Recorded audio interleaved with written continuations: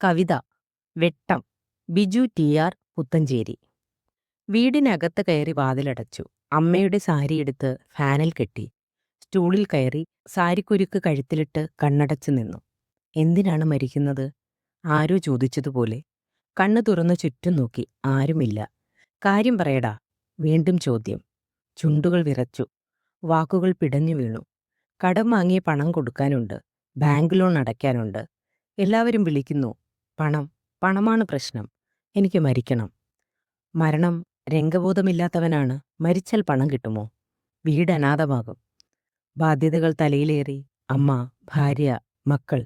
നീ കാരണം അവരും. എനിക്ക് സ്വസ്ഥമായി മരിക്കണം. എന്നെ ശല്യപ്പെടുത്തരുത്. ജാലകവാതിലിനപ്പുറം ഉടയാട അഴിച്ചുവെച്ച് നൃത്തമാടുന്ന പ്രകൃതി. ചില്ലയിൽ നിന്ന് അടർന്നു വീഴുന്ന പൂക്കൾ. വറുത്ത മിൻ്റെ മണവുമായി എത്തുന്ന കാറ്റ്. കയറിൽ കുടുങ്ങിയാടുമ്പോൾ. നിലവിളി വീടിനെ പുതയ്ക്കുമ്പോൾ. തോൽവി എത്ര എളുപ്പമാണ്. ജീവിതം തോൽക്കാനുള്ളതല്ല, ജയിക്കാനുള്ളതാണ്. കുരുക്കുകൾ മുറുകാതിരിക്കാൻ ജീവിതം ജീവിച്ചു തീർക്കണം.